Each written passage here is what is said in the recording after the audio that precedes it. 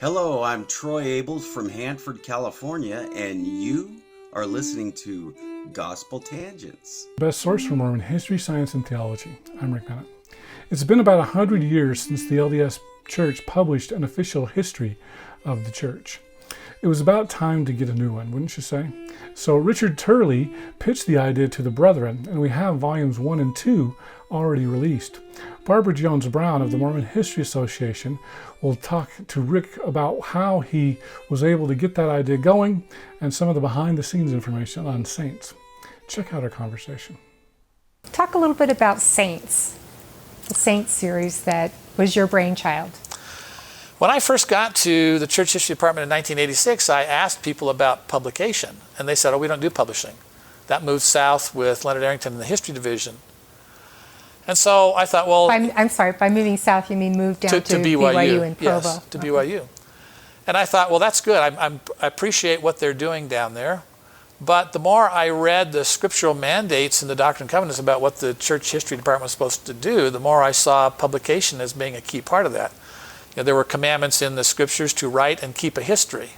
And we were doing some things to keep a history, keeping the journal history, which was basically a large scrapbook at that time, and other things. But I just felt more and more compelled that we ought to be doing some publishing in addition to what was being done at BYU. The more the merrier.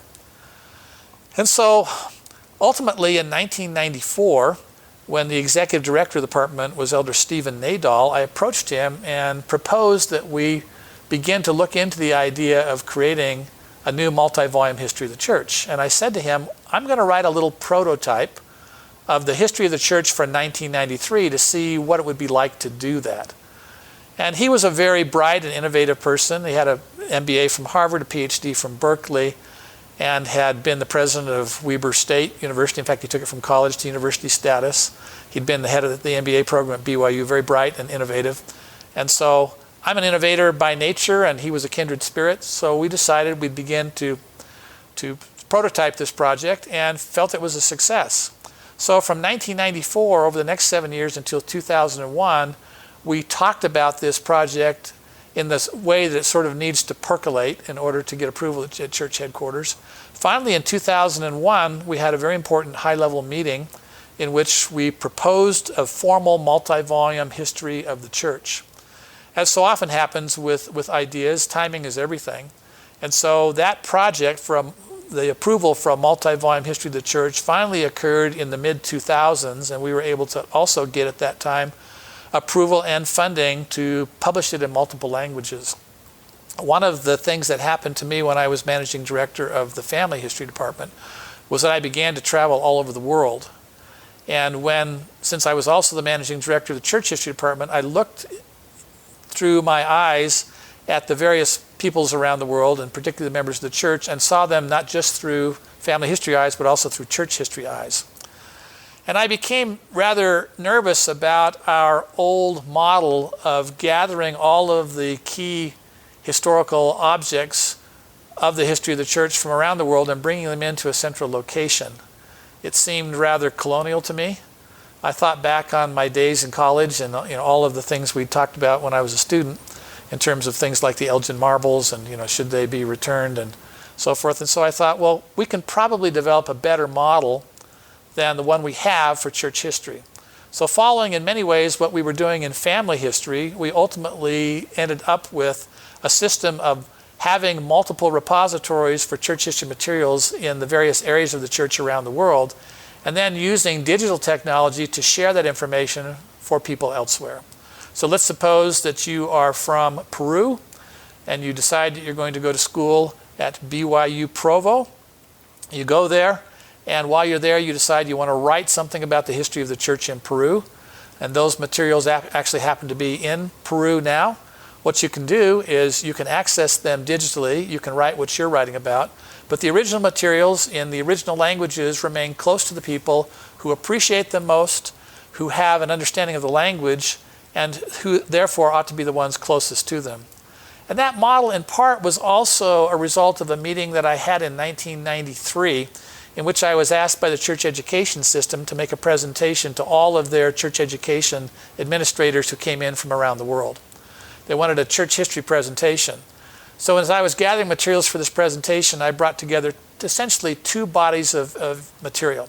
One was what I will call the trunk and root materials of church history, the things that would be relevant to every church member around the world. The original manuscript of the Book of Mormon, for example. And at the same time, I brought what you might call the main branches, information that reflected those main branches of the church in the various parts of the world.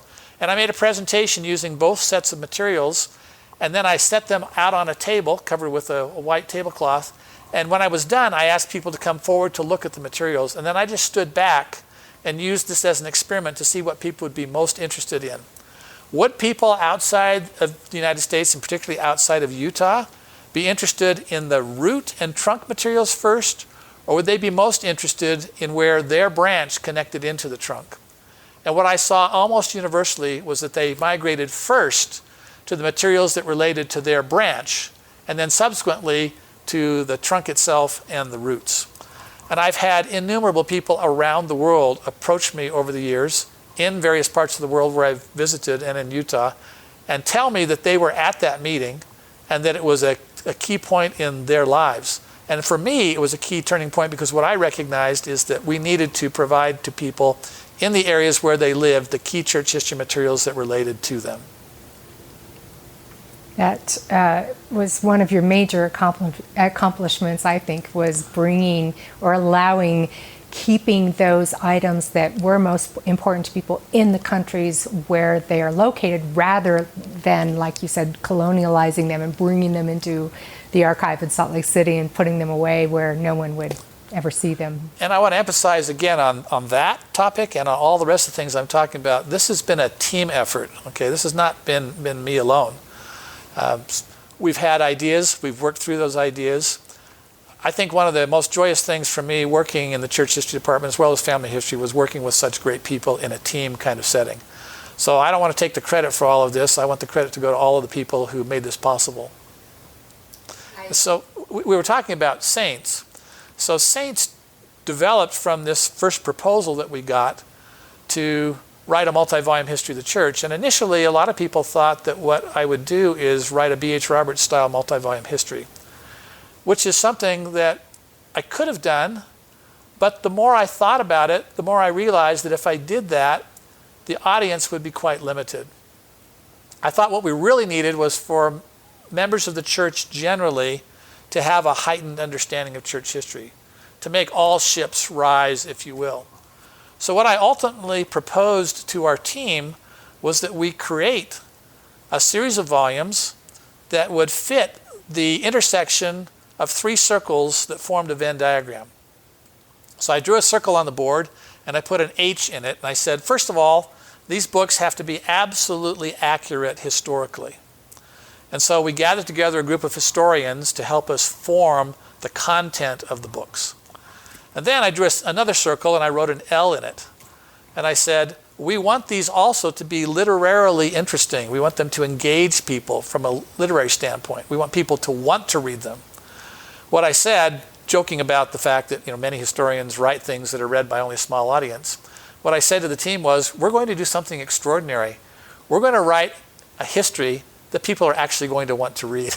Everybody laughed at that because as historians, sometimes we write just to our own peers.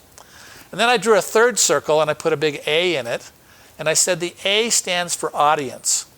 We want to aim what we're writing to a 9th grade reading level so that it will fit with members of the church around the world in various cultures. And then in addition to all that, we talked about the need for it to be a global history. Not just a history of the church in Utah, but a history of the church around the world. So that became the basic vision for the Saints volume. And my hat is off to all the members of the team, and I should say teams, who helped to bring this about. I was talking to, after I'd gone to the Public Affairs Department, I was talking to a member of the team, and I said to him, how many people ultimately do you think were involved in the production of the first volume of Saints? And he said, well, if you take the various teams that wrote and edited and consulted and translated and reviewed, we're probably up over 900 people who contributed to that first volume. So church history, particularly during the 30 years that I had the privilege of being there, was a team sport. And I was just grateful to be a member of the team. Well, you were a great team leader. And I remember you saying to me once, let's get all the right people on the bus and then make sure they're all seated in the right place, in the ways where they can excel the most. And I think you've always done a great job of doing that. I hope you enjoyed our conversation with Richard Turley and Barbara Jones Brown. In our next conversation, Turley will explain why they moved the history department out of the church office building and into a building across the street.